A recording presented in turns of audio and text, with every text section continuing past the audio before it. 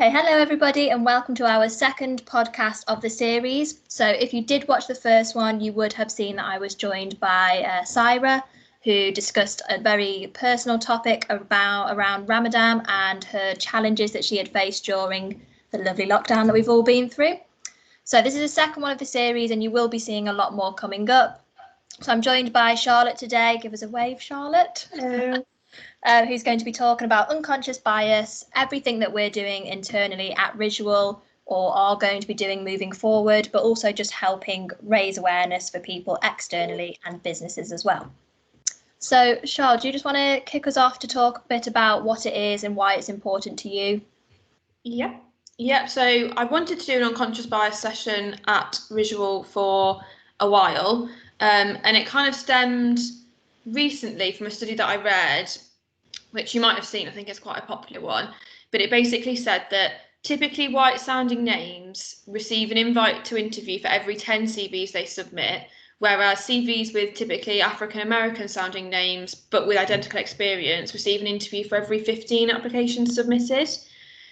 And I was horrified horrified when I read that, and I thought, I don't believe this is a problem at Visual, but I definitely think we need to address it, and we need to make sure that this is being talked about openly and that people are aware of potential unconscious bias that they could be portraying throughout kind of every element of their role, really. And it showed me that we need to take some action, just so that we understand at least the impact of what we're doing and of unconscious bias in general, and during the recruitment process in particular, but then also just throughout other major decision-making processes. So who is selected for promotions and things like that. So that's where it came from, really. Yeah, it's important that people know that as well, even if, if they're doing everything they can already, businesses already have certain things in place to prevent things like that. I think it's important for employees to know that as well and be aware that that is an issue, and we do just need to have the right amount of education on it so we can put the right changes in place. That's it, really, yeah. And I've kind of suggested 4 things that I think we should be focusing on. I'm going to present all of these to managers very soon, but what I appreciate as well is that these are all huge things to be thinking about, talking about, digesting and understanding. It's not an easy topic. So I understand that people can't do everything, definitely not all at once.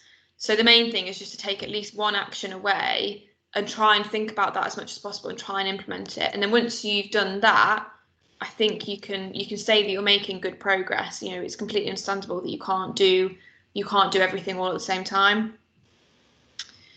So the 4 things then, just to kind of get stuck in, the first one is all about setting ourselves up for success, kind of from the ground up. It's all about structure. And basically that involves being really specific about what success looks like, articulating our expectations in the recruitment process.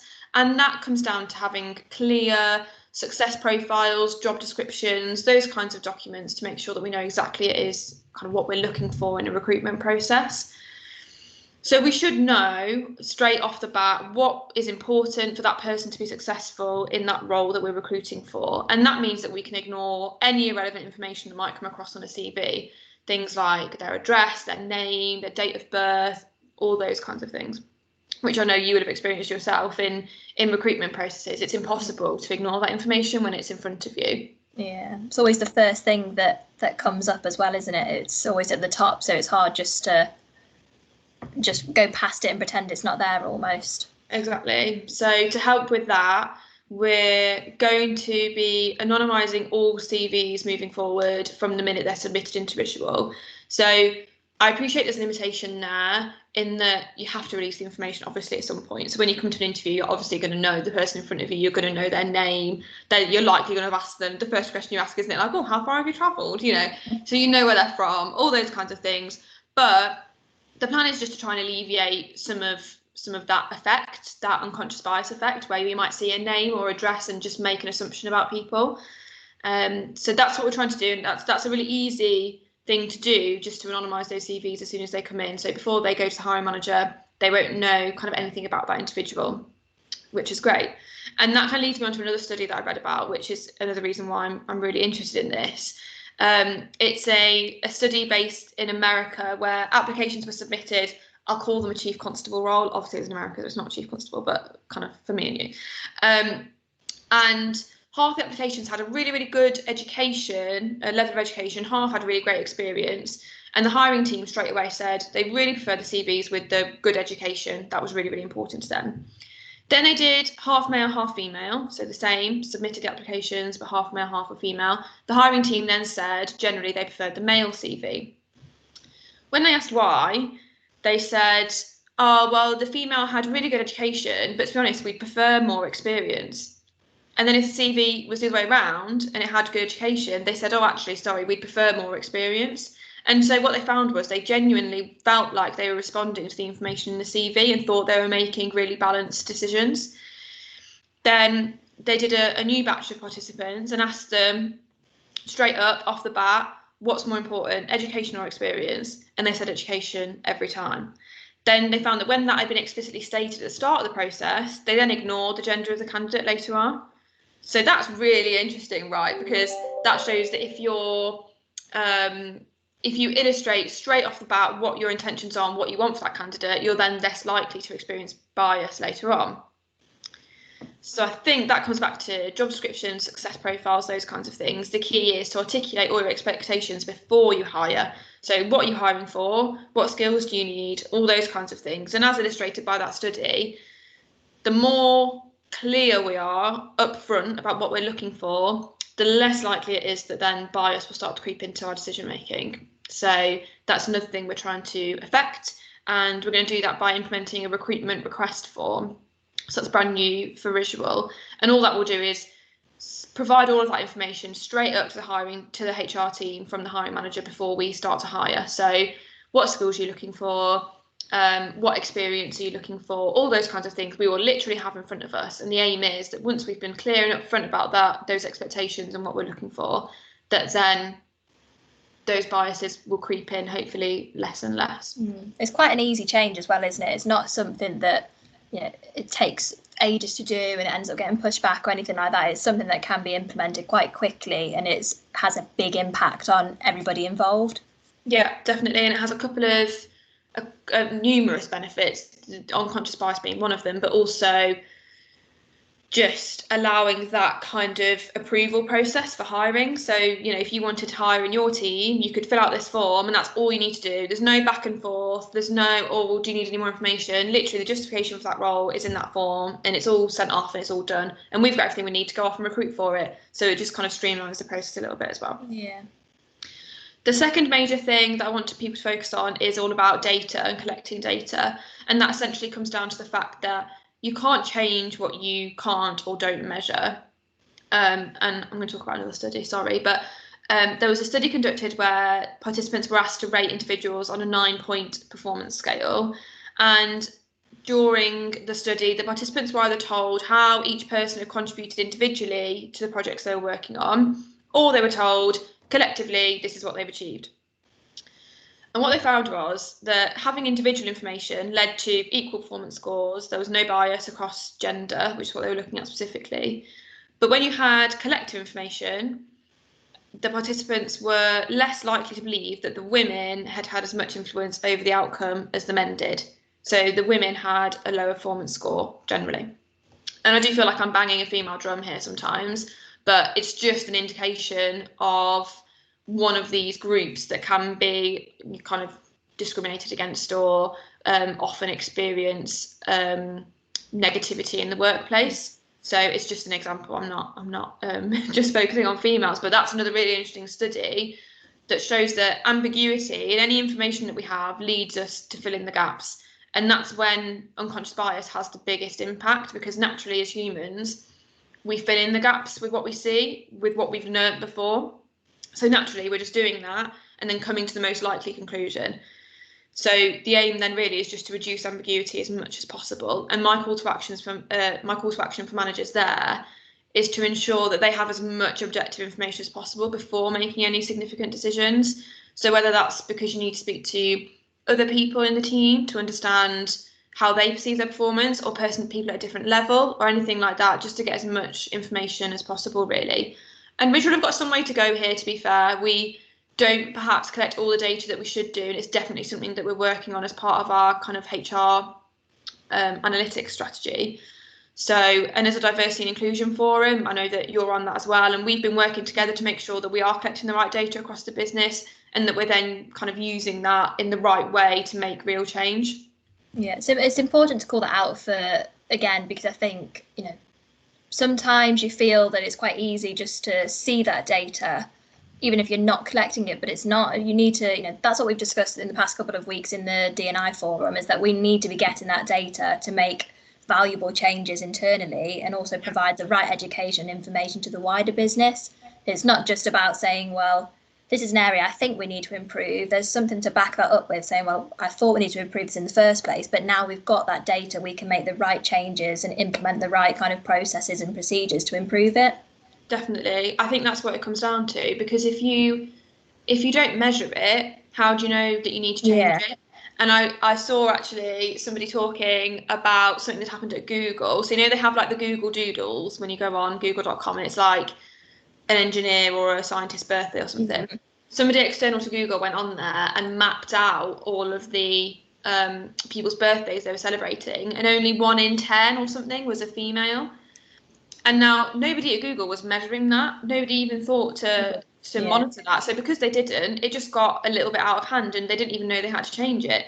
So now they know, obviously, they're much more inclusive. But things like that, although seem quite minor in the grand scheme of things, actually what they're saying is, with the way they're acting, is, women aren't valued here. And obviously they are, but we don't know that because we didn't have the data to tell us that we were giving off that kind of vibe. So it's such a there's so much to think about, and it is kind of a minefield. But once you get stuck into it, it does come down to the data you collect and making sure that you've got your kind of baseline data points to then be able to measure some impact as well.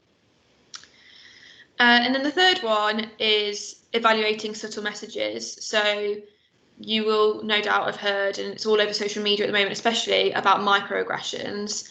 So these, as you probably know, are small behavioural cues that we present to others. They're normally completely unconsciously driven. They're not a conscious decision at all. And there was a study actually in America where they tested this. It was in Texas, and a lot of individuals, in Texas, they got a lot of individuals to go to a local mall, and then they were either wearing a Texan and proud hat or a gay and proud hat, and they had to go into shops and ask if they had any jobs available. And they measured the interactions they had with the staff in the different shops, depending on the hat they were wearing.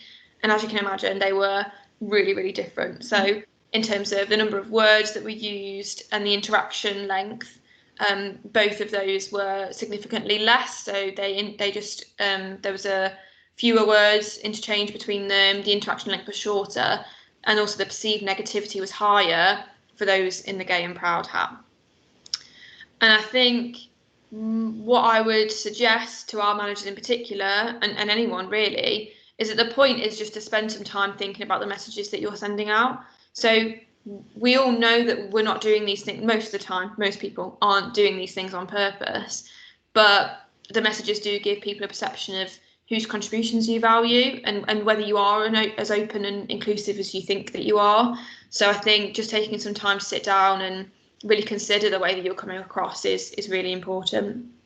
Yeah, it's horrible to think though that, I mean, it happens. It's I'm not going to shy around it. It does happen, and it's awful that it happens. But it's horrible to think that there's data to collect that, and people have had almost less opportunities than others just because of something that shouldn't at all matter. Yeah, and there's another study as well where they did a computer simulation of an 8-level organisation, and at the bottom of the organisation it was 50-50 male-female split. And there's a level of attrition in each level. So you have to pull up from the level below to make sure that you've got enough staff for this kind of fictional organisation to run. And if you just run that normally, the male-female split continues as it would normally. It just stays 50-50. But if you just do a 1% variance in the performance scores of those individuals, So females score on average 1% less than a male, and that's they're pulled up to the next level up based on their performance scores. You end up with something like a 70-30 split by the time you get to the top, and that's just a 1% variance. Yeah. And really, we probably would imagine there's a little bit more than that based on other kind of minority groups as well, not just females. So really, really interesting to think that actually, as you say, it can just be a tiny little thing, but the effect by the time you get to the top level of the organisation is absolutely huge. Yeah. And then the fourth one and the final one is about holding everybody accountable. So this is on an individual basis about holding yourself to account, but then also empowering everybody to be able to hold everyone else in the business to account as well, and empowering everybody just to call out the bias if and when they do see it. And the main ways I think that we can do that is by making sure that we justify all of our decisions. So even if nobody's asking you to, you can, if you've got two candidates, for example, and you're making a decision, ring another member of your management team and justify to them why you're hiring or promoting that person. And if no one will listen to you, no one wants to talk to you, just write it down. But at least you're then holding yourself to account. You're going out of your way to make sure that you are making the right decision, that you're being as unbiased as possible.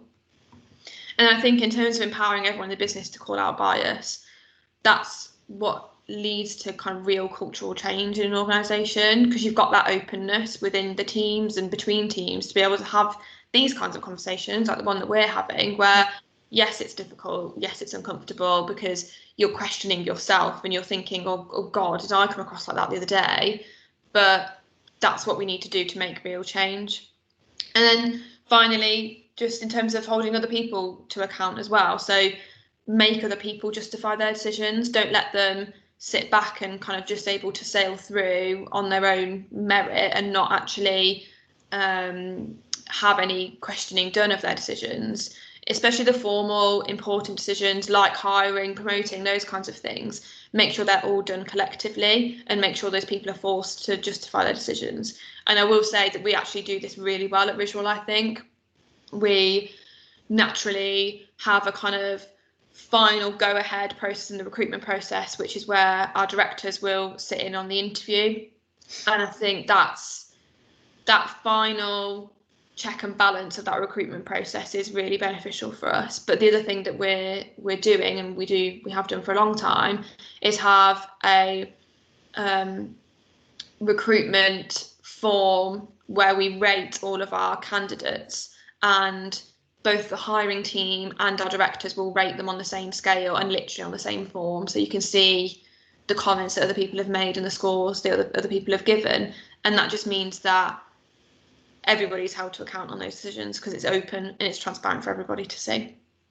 And I think the stuff that you've spoke about today is, I know you mentioned at the start you'll be speaking about it to the wider company anyway, which is great, but some of the things you've highlighted, they're just small little changes which don't take long, don't take much, preparation or times, or they don't run into any of the projects that you're working on, but they have such a huge impact on people that you're hiring, on people that you kind of communicate with day in, day out, but also the entire business. It's not just affecting one person, it's a group of people, which I think is great. And it's not, the thing I like about having this conversation is that it's not something you have all the time or as frequently as you should, but it just makes you think a lot more and makes you understand that actually just by doing this one small thing, I'm going to benefit, like almost like a domino effect, and it's going to be, a wider, have more of an impact on a wider group of people, which I think is really valuable.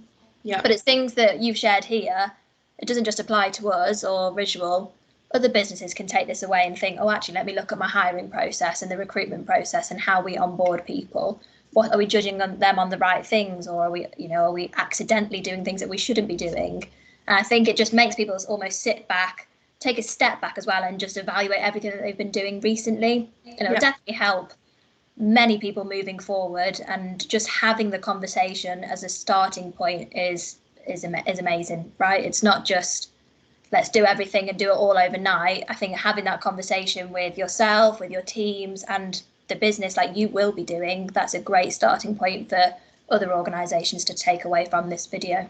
Definitely, and I think you touched on a couple of things there actually that are really important. I think the most important thing and what underpins all of this is self-awareness. So the ability to sit down, think about the way that you're being perceived, think about the way that you've made that decision, and just question yourself every now and again. And that comes down to not trusting your intuition. And like, you know, people say trust your gut and all those kinds of things, when really we shouldn't do that, because we have been bred over millions of years to make the shortest, quickest, easiest decision possible, and that's not always the right one in the kind of world that we live in now. So I think that's what it comes down to. Yeah.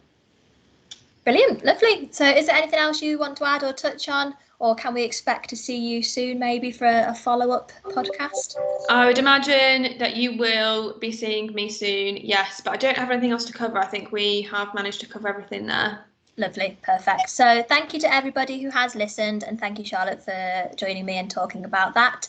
Hopefully we'll be doing another one soon, so do keep in touch with us and follow our social media channels for any updates as well. Thank you. Thank you.